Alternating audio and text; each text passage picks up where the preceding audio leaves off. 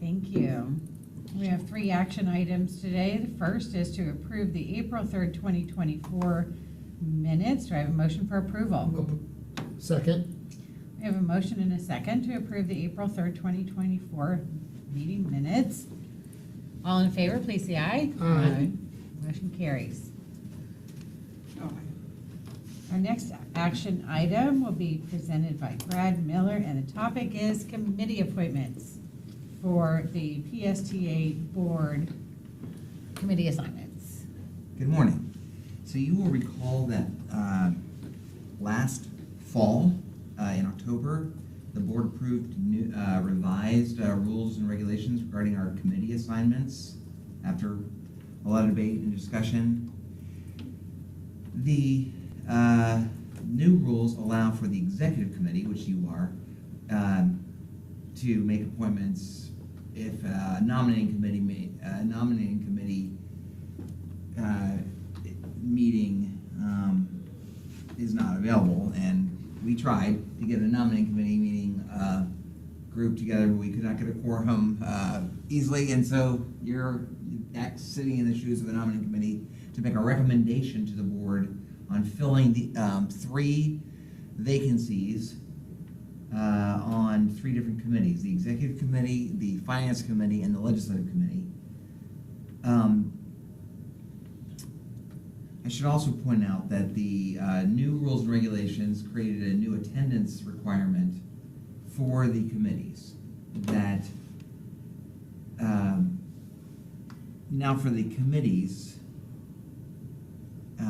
3 consecutive absences for any reason from a committee will require either the executive committee or the nominating committee to pick a new person from the PSTA board to serve. So there is emphasis on attendance at the committee meetings. The PSTA board is still the same, where 3 unexcused absences in a row required. The chair of PSTA can send a letter to the municipality and request a new appointment from wherever they came from, but it's out of our control. It's up to the municipality whether they want to do anything or not. But for the committees, it's within the PSTA board's control, and so the new rules have trying to find new people that can attend. I preface that just because of some comments, suggestions made by some of the commissioners who might be interested in joining the committee. So you can see for the executive committee, we did not get any takers, any interested parties, except for 3 minutes ago when Jeff Gow said that he would be willing to serve on that, in that role. He just, did he tell you that? Yeah, he just Okay, said. you told me that too. And I told him I would be happy to have him on our executive committee. Okay, so that Fills that. that blank could be Commissioner Gow. Commissioner Reed did a great job in actually responding to Rachel and filled out an interest in serving on the finance committee. Good. Commissioner Eggers also told me that if there ever was a vacancy, he'd be open to coming back onto the finance committee like he once was. So that's where we put both their names there. And then Commissioner Peters told Rachel that if nobody else wanted to be on the legislative committee, she'd be happy to be back on there, although she is not going to be able to attend the next 2. And our new rule says you're 3, so I'm a little worried about that one. It wasn't like, I would not just say it was a full-throated interest. It was a, well, if you have nobody. Question, what's the dates of the 2? June, was it June 6th? And what's the other one she's gonna miss? July what? Do we have that date? Yeah. I think it's after the 4th of July. I think it's like July 12th. Yeah, it's the 10th. July 10th? Okay, thank you. I always wanna look at my calendar. July 10th. All right, so we have, Yeah. so the interest that was expressed by Commissioner Gao was verbal. Mhm. Is there some requirement that the expression of interest be made in writing or during a public meeting? No. Okay, So I. So we're make a clear. motion To accept Jeff Gow. I second. all I'm right, sorry, I didn't, we have a too motion and a fast. second for, to nominate Commissioner Jeff Gao to serve on the executive committee. okay. All in favor, please say aye. Aye. Aye. Motion sorry. carries. June, did you say June sixth? From Fi- 5th, I'm sorry, The June 5th. 5th. I'm sorry, 5th. Oh, okay. I'm sorry. What is happening on June 5th? Our next The meeting. next Next meeting. meeting. Oh, yeah, Okay. yeah. It's on the agenda. Okay, so my next question is, Yep, yep, right now. we have 5 board members who currently are not serving on any committee at all. I'm looking at the chart that Oh, came with the backup, in addition to the one that's on the screen. The 2 have indicated an interest for the same committee. Commissioner Eggers basically said he would do it if there was not anyone else who expressed an interest, but we do have interest from Commissioner Tom Reed. Yeah, that was a no-brainer for me. So therefore, I'd entertain a motion. I make a motion that we accept Commissioner Reed for the Finance Committee. Second. All right, we have a motion and a second. All in favor, please say aye. Aye. Motion carries.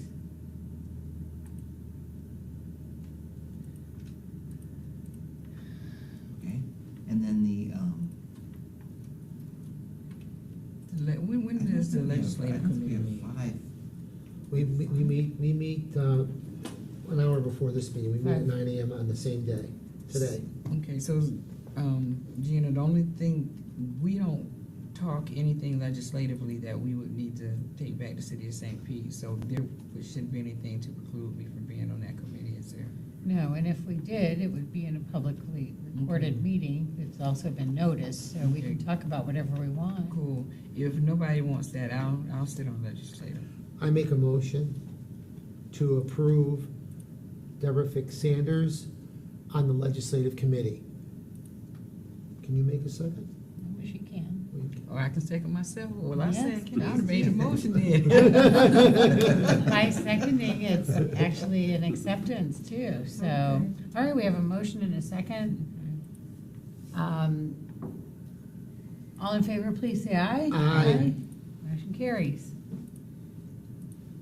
Brad, we did it. Welcome to the legislative Yeah, committee. you're gonna love Right it. before this one, You're gonna love it. Yeah, and so it's quite convenient. Is it? Mhm. If you're on executive, So it's right here. yeah. Now that you're coming, I'll bring donuts. It is. And, oh yeah, the most recently appointed member of the legislative committee is in charge of bringing donuts? donuts. And we Oh, like- there you And we go. like phrase. Is Praise on the way? I'm Is it kidding. convenient? What is, Where is Praise? Is that the one that was on 34? Oh, okay. But we, But I'm kidding, I'm totally. No, just I made know. that up. But I like Praise donuts. the legislative committee was very impressed with your great legislative skills with Congressman Casper on the bus. Oh, really? Oh. Oh, yeah, Brad told us about the bus trip and I had such a ball. how they were, some of the people were more excited to see a city council member. Yes, I thought that was kind of, that was interesting. But I enjoyed it. I really did. Have to do that more often. All right, well, I think We bring those recommendations to the board. That was it. So yes, so we'll move those forward to the board. And we'll move on to our next item, which is our partnership policy. And for that, I don't have any slides. Oh, you don't want to say? No. Amanda Baird will give the presentation, a Good- verbal presentation. Yeah, good morning, Executive Committee. My name is Amanda Baird. I'm your Director of Communications and Marketing. One of the functions of my department is our partnerships, including our UPass partnerships, as well as some of our promotional partnerships. So something that we discussed pretty robustly at our workshop was implementing a formal policy for those more promotional communications partnerships with events and destinations throughout the county. For example, the Royal Rumble, Localtopia, Halloween on Central are some of the ones that have occurred so far this fiscal year.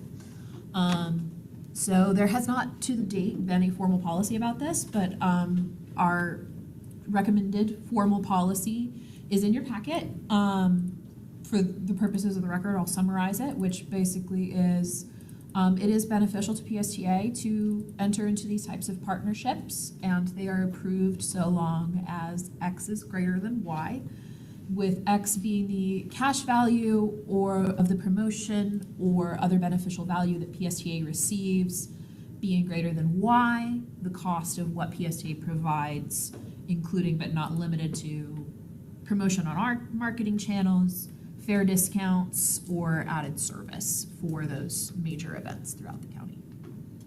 And at this time, I'm happy to take questions. You want to describe what happened at the workshop? that you Yeah, were so involved in? at the workshop, just for the purposes of the meeting, we went through kind of a role-playing exercise with this type of partnership. As you recall, we all put on our high school theater hats and worked out a deal between a fictional event and PSTA, and some of the conversations that came up during the workshop helped inform this version of the policy. This has been updated since the version you saw at the workshop of, what is X? What do we put in there? What is Y? What is beneficial to PSTA? So something that my team is going to do is not only look at the tangible value, concrete value of the physical items we receive, like a booth or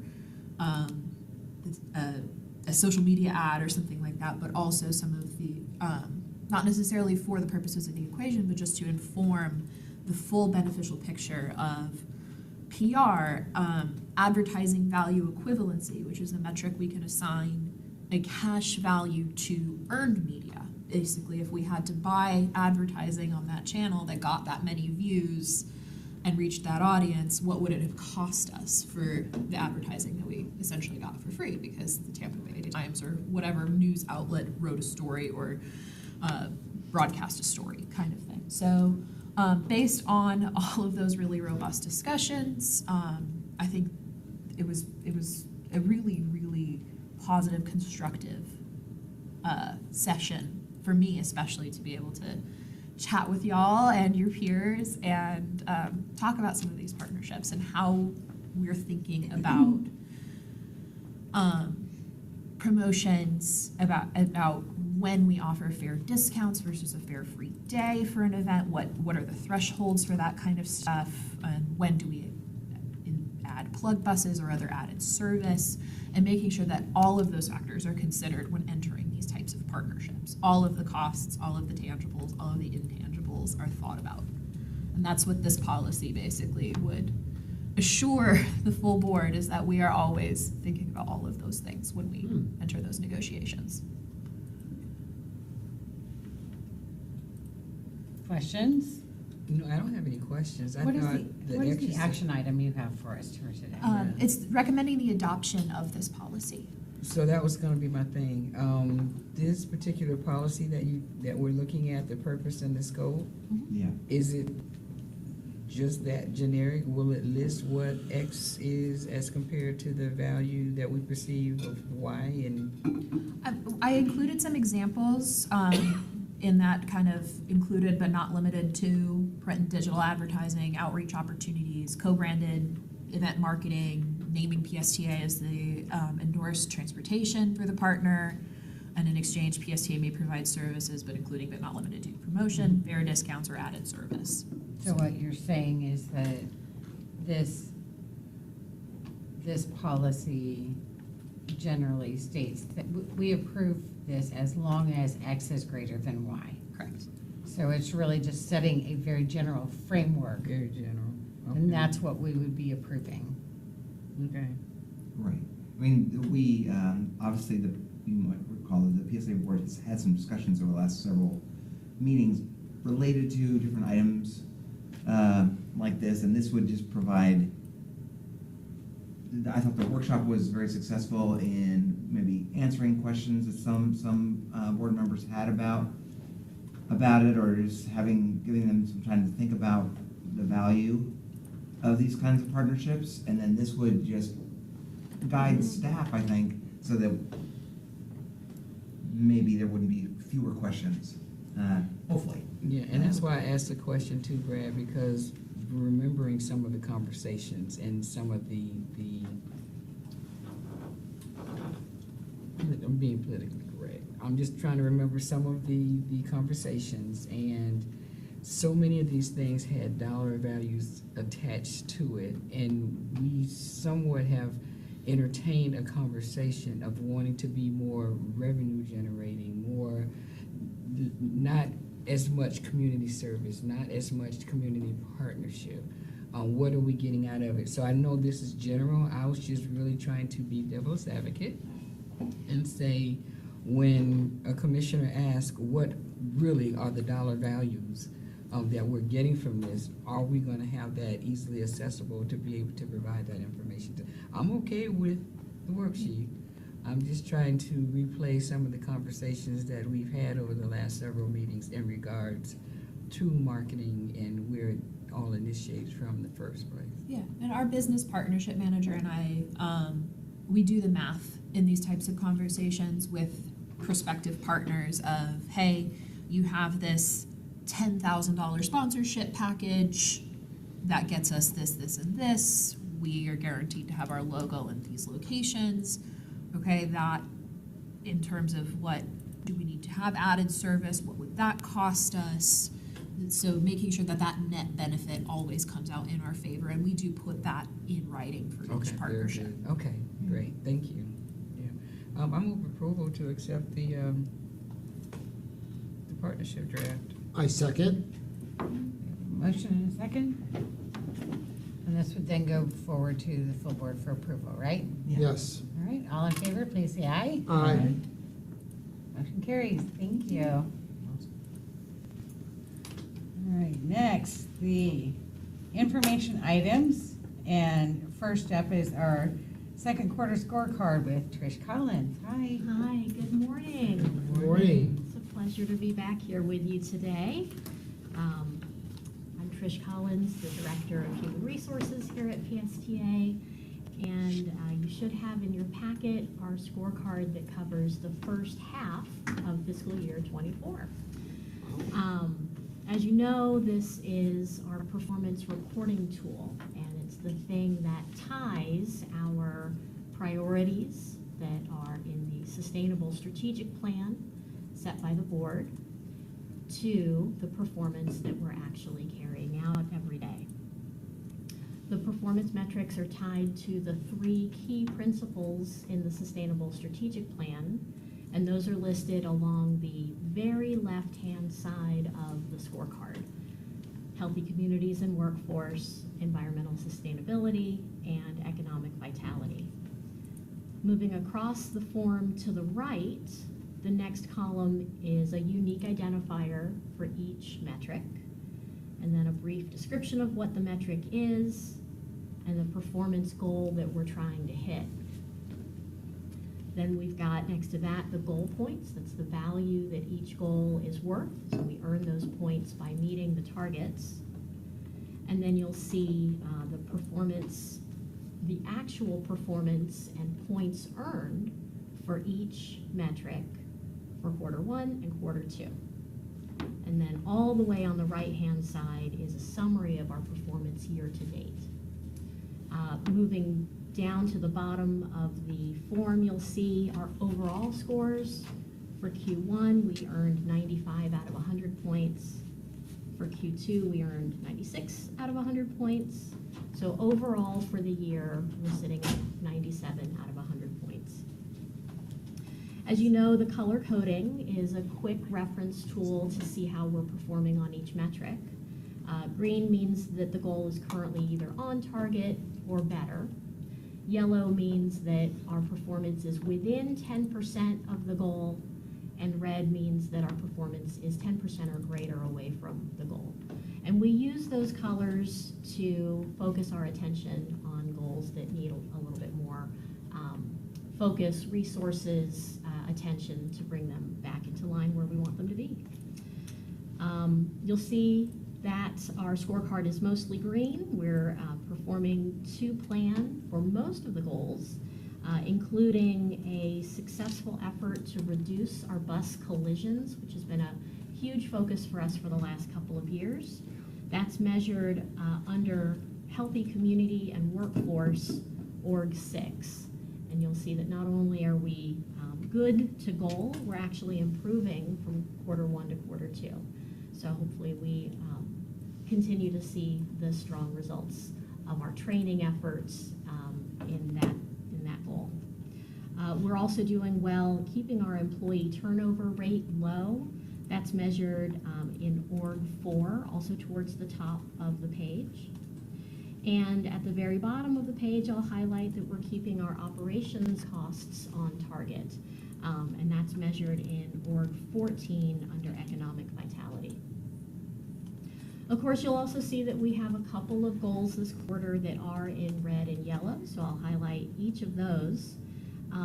Under environmental sustainability, Org 9, to reduce greenhouse gases and criteria air pollutants, is mostly driven, improvement in that is mostly driven by the deployment of our new electric buses, and as we begin to take our older buses out of service. So we knew that that was going to be a long-term effort, and as you know, we are deploying electric buses, quite a few of them over the course of this year. So we believe that we're going to see improvement in that metric as we have more of those buses on the road and get closer to the end of the year. Org 11 is the yellow one. That is our measurement of ridership. That's a very important metric to us, and we know it's very important to the board.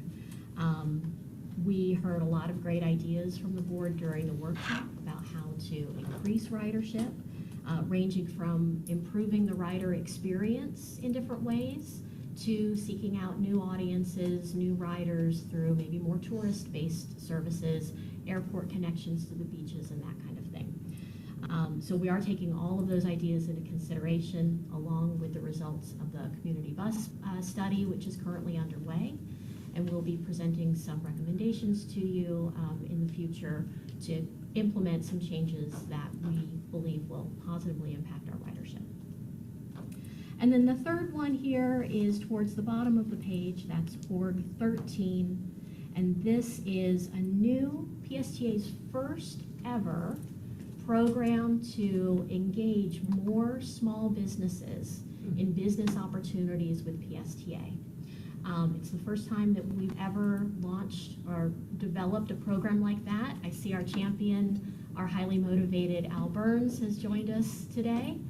And while this program is a little bit behind schedule, I want you all to know that there's great thought and strategy that's being put into that program. We're currently looking at our spending trends and also other small business enterprise programs that are already in place in the county so that we can create a program that is strategic for us and also aligns with what the county is used to. So we're not coming out of left field with something that's very different. So there is great attention being focused on that for the second half of the year to be able to meet the goal that we had set for that. We'll bring you an updated progress report on all of our goals after the close of Q3. And around that same time, we'll also be bringing you recommendations for the metrics for next year, which again will be incorporating our performance, the ideas and priorities that the board has expressed to us, And we'll bring that FY25 proposed scorecard to this committee first for your evaluation and feedback before bringing it to the full board. And with that, I'll turn back over to the chair. Thank you. Do we have any questions about this? No, I report? love the report, thank you. Great, thank you very much. And I'm happy to see some of the progress that's being made too in some areas. Brad, did you have any comments on the report or anything you wanted to point out to us? No, I think I wanted to just thank Trish for being the champion of all champions. Yeah. In every department, she has a champion. Every department has a scorecard champion, and they comply with Trish's demands to make sure that we get this all done. They worked very hard to compile data throughout the quarter. This is the product of many, many efforts to do the work and then also to measure and report the work. So Yeah. I'm thankful to my partners in the different departments. So I do have one question. Now, you definitely piqued my interest with the Small Business Enterprise Procurement Program. Can you give me, and I know our highly motivated procurement director is here, can you give us some overview, highlights of, since this is brand new, what that looks like? When you're talking about, with it being new, and I'm looking at the objectives and the final program plan was approved, can you just give me a little information about it? Can I interview you, Al? So as Trish said, this would be new to PSTA. What we do have at PSTA that Al does a really great job in leading is a federally required disadvantaged business enterprise program. You've heard us talk about DBEs, or Al's talking about DBEs, and we require vendors to meet certain goals on different procurements and things like that for disadvantaged business enterprises. And then there's a whole effort that Al and his team does on reaching out to potential DBEs, introducing them to prime contractors so that we get more opportunities to disadvantaged business enterprise. That's a definition that the federal government has based on income and minority status and things like that. What this would be the first, and we're required by the federal government to do that one. This one, we're not necessarily required, but this would expand it beyond the DBE goal to a small business, that we would create programs to incentivize small businesses. They could be a DBE, or they wouldn't have to be a DBE also, but there would be a small business to bid on our different opportunities and things like that. That's my high level view, but you provide something else. I think Greg, excuse me. Good morning, Madam Chair. Al Burns, your highly motivated DBELO instead of procurement director, and that stands for Disadvantaged Business Enterprise Liaison Officer. So one of the things that you're familiar with is me coming here as the highly motivated procurement director, but as a DBELO, I have a dotted line straight to Brad as it pertains to the DBE program that he did a executive level overview of, which is a federally mandated program. First, I like to say that I'm highly motivated about this program, and I don't say that in a cliche manner. It's not often that you have a chief executive officer in the chief suite that is passionate about the community and these type of programs. So I'm very, very humbled and grateful that Brad is pushing me towards this. And I have to admit, he's pushing me towards this because we're all busy, right? But to expand a little bit, what I'm looking at currently, as Trish said, I'm looking at the different spend levels that we've had. A micro purchaser, which is $0 to $3,000. How much did we spend in that in fiscal year 22, 23, and 24? $3,000 to $5,000 and different thresholds that meets procurement or competition requirements. What I'm taking into consideration of trying to do is in the federal DBE program, there are things called set-asides. And just imagine this, in micro purchases alone, PSTA spends about $1.3 million in micro purchases. And what I would like to be able to do is, instead of my procurement team singing that out all nationwide, to leave that here in this community and give the vendors, small businesses here in the community, those opportunities. So I like to say, and it might not be, the language might change, but I would like to give the business community, the local business community, first right of refusal. Meaning that, hey, procurement, they're gonna go out for all of the swag that marketing buys and the parts. Give those small businesses the first opportunity to do that. Brad mentioned that on the federal level, we do percentages, and there's a formula that we use for that. And I'm proud to say that so far we've exceeded our DBE goal for the last 4 or 5 years since I've been here. And before I got here, there was a nice program, but I think we've expanded on that. To drill down a little bit further, like Trish mentioned, I don't want to come with PSTA bringing a whole new certification process and all these things that the locally owned small businesses have already done. They've done it with the city, they've done it with the county, they've done it with Tampa, they've done it with Hillsborough County. So I don't want to come with a whole new set of requirements that are just going to confuse the community. And then, to be perfectly, I like to say bluff, bottom line up front, who likes to fill out all that paperwork? The thing that I want to make sure that we are is strategic when we roll this program out. At the executive at the executive staff meeting, management team meeting, my thing is when we roll it out, I want to make sure that there's opportunities. I want to make sure that we communicate that before we roll the program out, so we can set not only our expectations, but set the community's expectations as well. So that's my executive overview. I think yesterday when Brad and I met with legal counsel, I asked them, I said, hey, I would like to put together the program, charter, policy, and vet that with BMO as well before we roll it out. So I apologize to Brad and to the executive team for being tardy on this, but like Trish said, we are being very thoughtful and deliberate. I don't want to just throw a program out and it's not successful. Hopefully I did an okay job. Did great. Thank you. Thank you. Answer my question. I'm glad that you were here to actually explain that, because when it comes down to small business enterprise programs, procurement, a lot of times in the community is not a really good word for them. Yes, ma'am. Because of the struggles and hurdles that a lot of our small businesses are trying to accommodate to meet that ROI threshold. You know, you have to have, had 100K, for the previous 2 or 3 years in order to even register for procurement. I know it's like that on the county and the city level.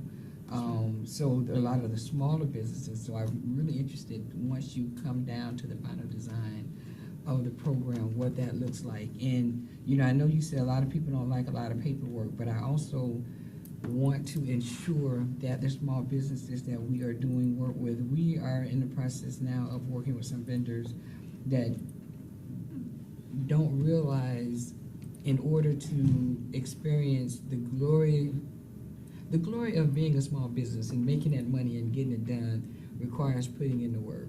Yes, ma'am. So, I know nobody likes to do paperwork, but if they have to, they have to. And those that are motivated will do it. Yes. Because I just want to make sure PSTA, wanting to open those opportunities are still covered when it comes down to the partnership. So I am so excited to hear this. And when, she just said it was new, I was like, oh, I got to hear a little bit more about this, because this is my thing. This is my area with the small business, especially when it comes down to women and minority-owned businesses. So thank you, Brad, for having the idea and for pushing our motivated DBELO? Yes, ma'am. To this. I do appreciate that, and I am so excited and want to continue to keep getting updates on this to see where we are with this, because I think this is awesome news. Thank you so much. You're welcome. Thank Just you. one more little bit of bragging on Al, and I don't know that this is going to be a trend, maybe, but Al has just been really involved with these two fine leaders with two procurements, and I think it's because there's a lot of small businesses in these fields. Yes, ma'am. Yes, sir. 26 bidders on the new website design. Wow. That they spent till like 8 hours going through. When you have all these small businesses, like I think that was kind of the point you were making. You have a lot of eclectic, maybe not so experienced folks in competitive bidding. So then Al gets to deal with complainers. Complainers if they don't win, if they don't come in first place. But there's, and then how many for the training? I think we received 22 for the training. Wow. For the training. That's great. Yeah. Yeah, that's awesome. That's awesome. And I And I would think they're probably small businesses too. so on both of those procurements, training and Trish and her team, they put together this training solicitation. And there's a lot of small businesses that are interested. So what we're trying to do now, and I'm actually meeting with staff right now, is figuring out, hey, how can we keep some of those in here? And there's like the Leadership PSTA and some other training that Trish and her group has. So one of the things, and I thank Brad for giving me credit, but I think it's because of the scopes of work that are being developed by the project managers. It's a team effort here at PST. I think you all know that. And my procurement staff and DBE staff, you know, they just do a great job under Debbie's leadership, of course. Well, thank you for that. Thank you. I appreciate that. And, you know, because you're building a stronger foundation for the economic vitality that we have all seen in all of these local municipalities. And, you know, again, I can only be grateful for St. Pete and making sure that we have a workforce that's got to be ready, you know, a workforce that's going to be able to participate in these bidding processes. So again, thank you so much for this. I appreciate it. All right, any other questions? No? Thank you so much. Thank you. This is fantastic. Good job. All right. Brad, you have the draft agenda for the May board meeting? Yeah, so in your packet is the agenda that we're tentatively working on now. The two major items, I think, for this month's board meeting are, one, the capital budget. May is the deadline for the federal government grant application for fiscal year '24, the year we're in now, that we have to turn in. So we'll have a public hearing in between the Finance Committee and the Planning Committee next Wednesday that we're required to have on just the 1 year slice of our capital improvement, our multi-year capital program, in order to get the grant in. I don't know if there'll be public comment, but Debbie and the project managers will present the capital program to the Planning Committee and then to the board. And then the other thing, we'll have Whit Blanton, I think it'll be Whit, coming to talk about the Ford Pinellas' long-range transportation plan and kind of kicking that off with the PSTA planning effort provides the transit element of the long-range transportation plan that is ultimately going to be adopted by Ford Pinellas. And so he's excited he's going to be presenting to the Planning Committee and then to the board on our role with that. Those are the two main items. We've got other exciting items like the policy, partnership policy that Amanda just presented that you recommended. Mhm. We'll have the committee appointments that you just recommended. And then the legislative committee reviewed and will bring the Wraps. wraps to the board Yep. as well. Quick And then I question. think I'll probably present that presentation I made about the non-member cities too. Yes, absolutely. Yes, Yeah. yes, that is great. Uh, Quick question for you, Brad. The committee appointment, since this is the first time we've actually done it this way, where the executive committee did it instead of the nominating committee, you think it'll be questioned going on consent? Should it be in a separate item, or you think consent is fine? It's a good I- question. Yeah, we could put that on the regular agenda, just to be, I think it should be on the main one. Now, is someone I think it's- contacting the people who have been nominated yeah, today? Okay. yeah, we'll definitely contact